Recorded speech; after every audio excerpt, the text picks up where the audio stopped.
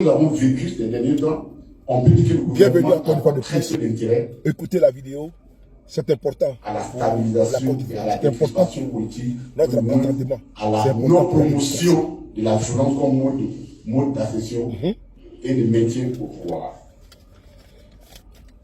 Mais cette question, pour la comprendre, il faut la remettre en rapport avec une question qui est relative à l'indépendance de la justice. Au pouvoir. La question de l'indépendance de la justice avait été portée, était un élément essentiel du débat au niveau du dialogue politique. Mais quand nous sommes arrivés à ce point, le gouvernement a dit ceci, écoutez, nous en sommes conscients, mais comme le garde des Sceaux est actuellement devant l'Assemblée nationale pour introduire, une requête, un projet de loi de révision de certaines dispositions qui régissent le système et l'appareil judiciaire, il faut laisser le débat finir à l'Assemblée nationale pour ne pas qu'on l'ouvre au niveau du dialogue politique, ce qui ferait une sorte de cacophonie. Mais tout le monde a reconnu, qu'il y a un problème au niveau de l'appareil judiciaire.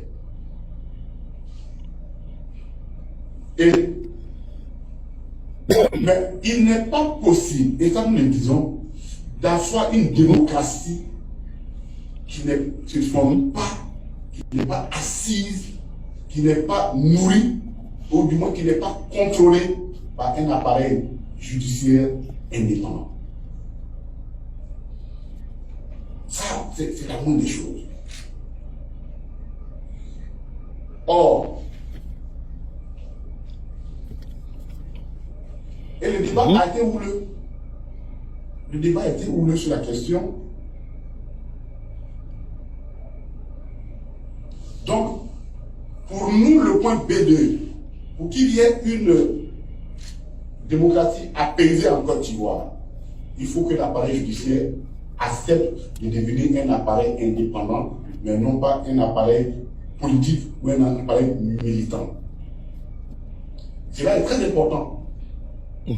Parce qu'un homme ne verse dans la violence que lorsqu'il ne trouve pas d'écho favorable auprès des institutions qui sont chargées de réparer ses torts. Politique.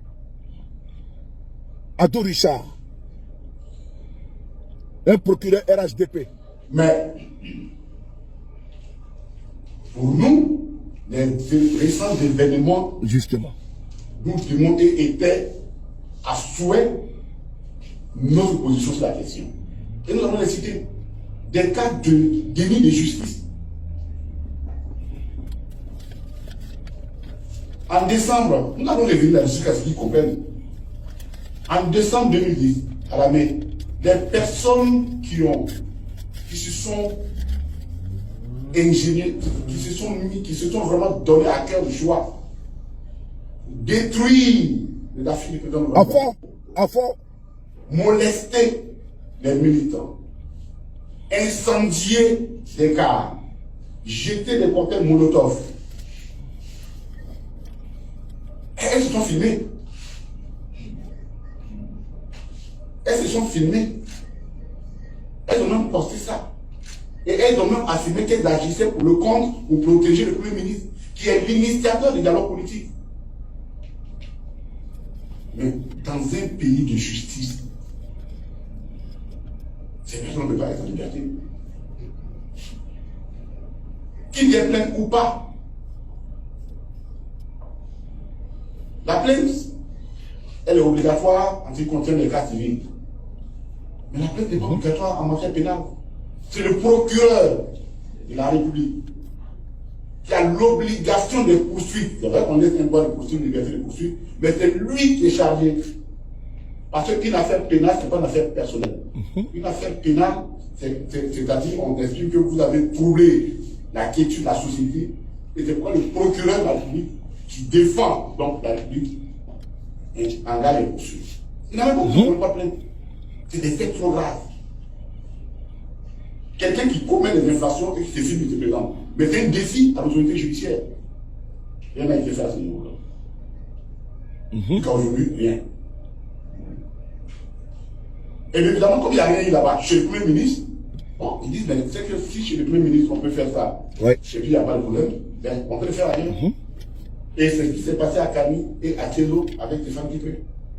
Où des personnes ont scandé ouvertement, cassé des bâches, par notre nom, que vous n'avez pas le droit de venir ici, ainsi de suite. Aucune poursuite n'a été engagée contre ces personnes. Il y a même des personnes qui ont essayé de défendre ça. De justifier.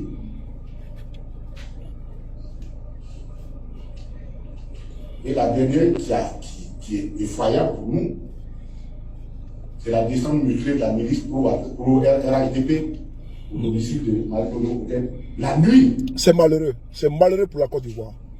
Des personnes et qui se sont également filmées, qui arrivent au domicile de quelqu'un qui tient en laisse les occupants de la maison, qui vont avoir 2 fois la première fois qui menacent. Bon, il faut dire de nous appeler. Si elle ne nous appelle pas, nous à venir. Et le lendemain, c'est pas ils reviennent. Ils sont filmés. Une vidéo sort.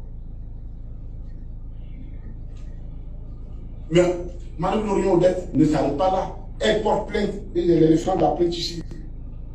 Waouh. Le 20 mars 2003, la plainte est enregistrée sur le numéro SMT 191 PVN 191 PU-35 du 20 mars 2003. Jusqu'à aujourd'hui, aucune poursuite n'a engagé contre ces personnes. Et dans ces conditions, qui fait la promotion de la violence politique? Qui encourage la violence politique? C'est une Aucune poursuite poursuite. qui fait Ouais. il y a la violence politique. Jusqu'à aucune poursuite. Donc, C'est on le est dans un RDR. système d'impunité. C'est le Il y a des RDR. personnes qui bénéficient d'une impunité juridictionnelle ou judiciaire, Appelé abusivement RHD. pendant que nous, lorsque nous éternuer une cause de convocation, tu vas accompagner quelqu'un, on a rencontré au tribunal, on t'arrête, on te condamne à 2 ans, en flagrant délit. On dit d'apporter le drapeau de quelqu'un d'un pays, on t'arrête, on te juge, sans qu'il y ait fondement. Eux-mêmes, on ne les avait pas jugés, sans qu'on les a libérés comme ça, parce que bon, il fallait montrer patte blanche à quelqu'un. Ouais. Mais ça a fait la prison. Le secrétaire général de notre parti est convoqué pour des faits qui sont déroulés tant qu'il ne soit là. Et on dit bon, c'est lui qui a fait ça. Pendant ce temps, ces faits que nous avons relevés là, ils font l'objet d'aucune information judiciaire. Ça, nous le disons haut et fort et nous le décrions haut et fort. À l'endroit du gouvernement, à l'endroit de ses partenaires, à l'endroit de tous les partenaires de la Côte d'Ivoire, parce que ce sont tous ces ingrédients-là qui font là les rapports sociaux dans les pays. Ouais. Et je prends tout mon air sérieux pour le dire. On ne peut pas avoir sorti d'une situation de crise aussi profonde qui a laissé une blessure béante, difficile, qui continue de saigner et avoir ce genre de comportement-là. Donc, nous sommes victimes d'un déni de justice. Et nous le décrions.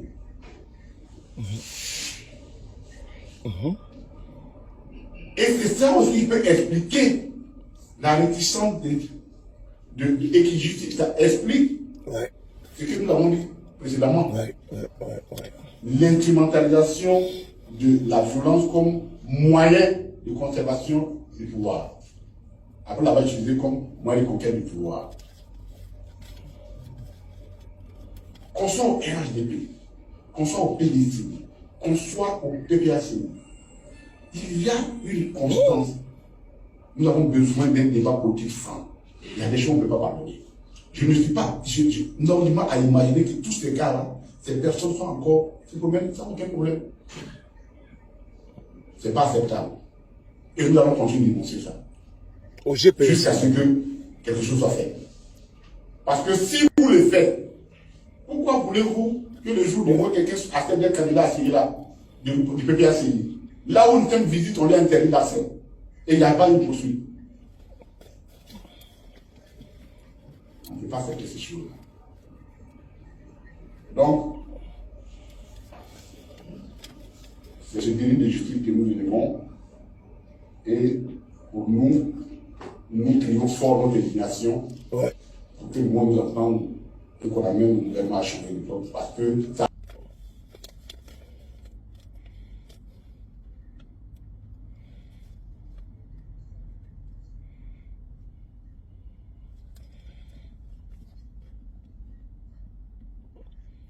Déni de justice, déni de vérité, déni de la réalité.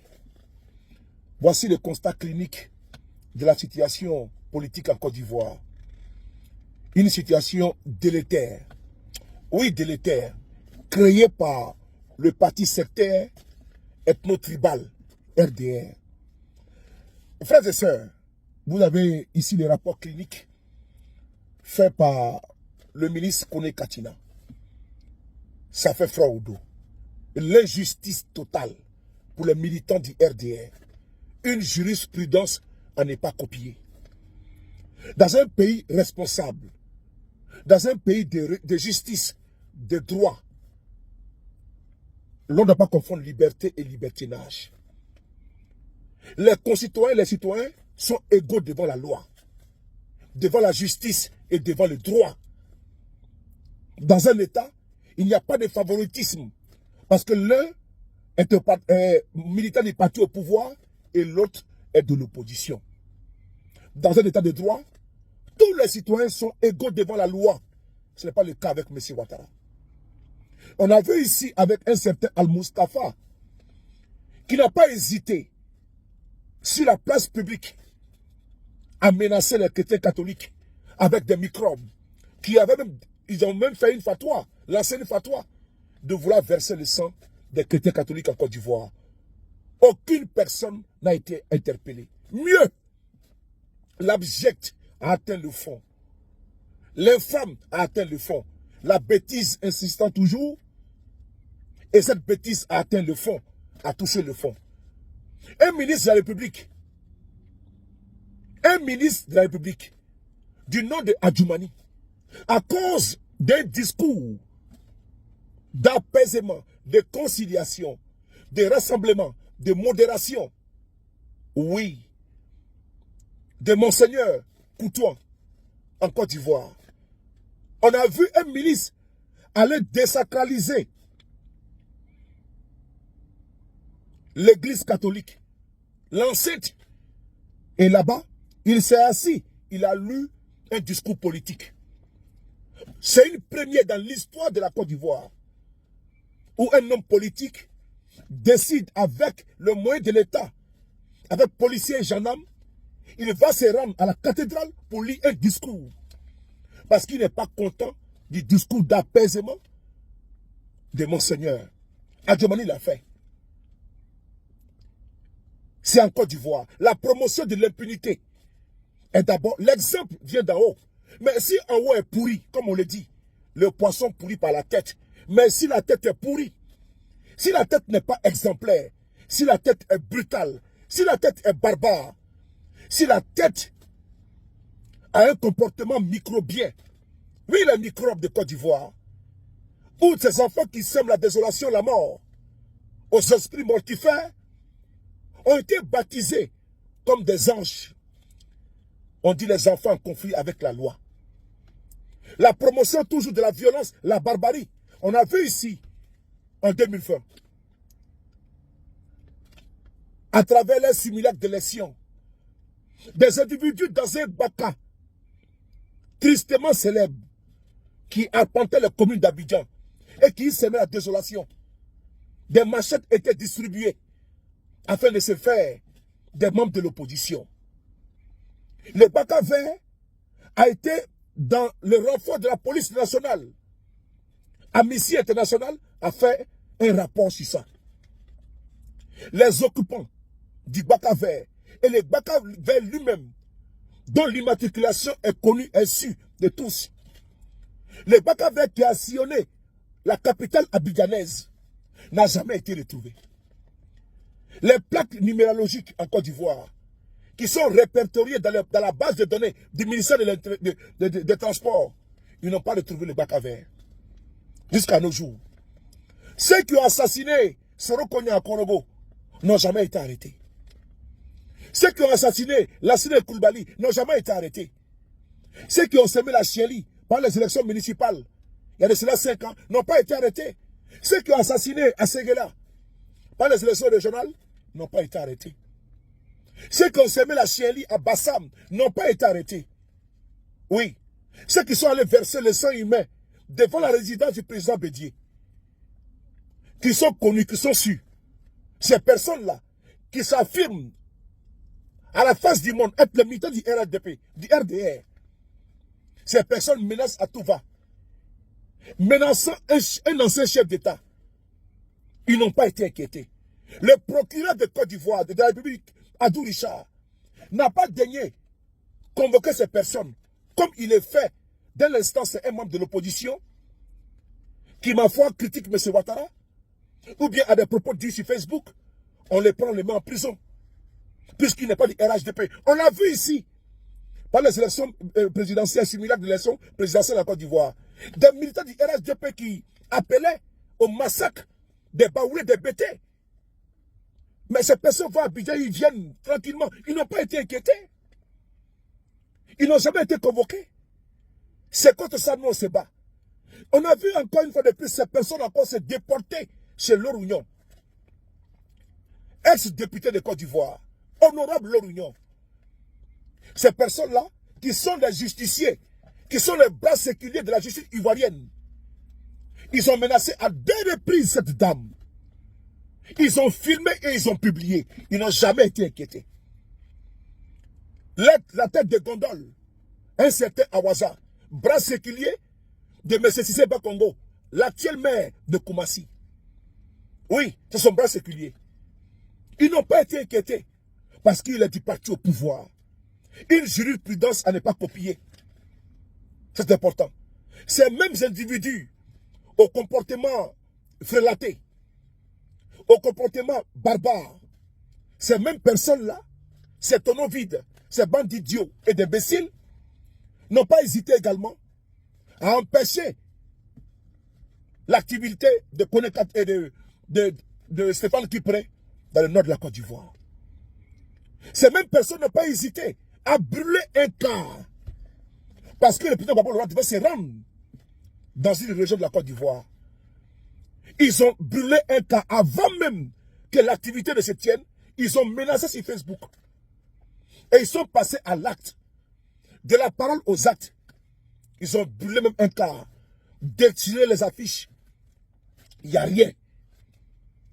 Mais des militants du PPACI qui sont allés accompagner d'Amara Picasse, ils n'ont troublé ni leur public. Ils ont été arrêtés et mis en prison. 2 ans de prison. Plein. Des jeunes qui, dans leurs euphories, au cours d'une manifestation, ont brandi un drapeau de la Russie. Ils ont arrêté ces jeunes et les ont mis en prison. Voici les 2 poids 2 mesures en Côte d'Ivoire. Comme l'a dit le ministre Colonel Katina, on doit toujours dénoncer ça. La Côte d'Ivoire n'appartient pas aux uns et que les autres sont des renégats. Les autres sont des apatrides. La Côte d'Ivoire n'appartient pas au RDR. Et la Côte d'Ivoire n'est pas un royaume. Il faut dénoncer cette justice accroupie, cette justice couchée, cette justice à plan ventre, cette justice qui sait traquer l'opposition, qui sait emprisonner l'opposition, mais qui ne sait pas poursuivre ceux qui sont dans le parti au pouvoir et qui commettent des faits et des méfaits, des forfaits en Côte d'Ivoire en toute impunité. C'est en Côte d'Ivoire, on peut voir un certain Al-Mustafa, condamné à 5 ans de prison et être en train de battre campagne à Yopougon. Sans problème. C'est ça. C'est en Côte d'Ivoire, toute l'opposition est criminalisée. Ouattara a détruit la justice ivoirienne. Ouattara a détruit les fondamentaux, les fonds baptismaux de la justice ivoirienne. Ouattara a été un échec pour la Côte d'Ivoire. Il a été un retard. Mais attention, ça nous servira de leçon. Le passage de M. Ouattara à la tête de la Côte d'Ivoire est une leçon pour nous et pour nos enfants.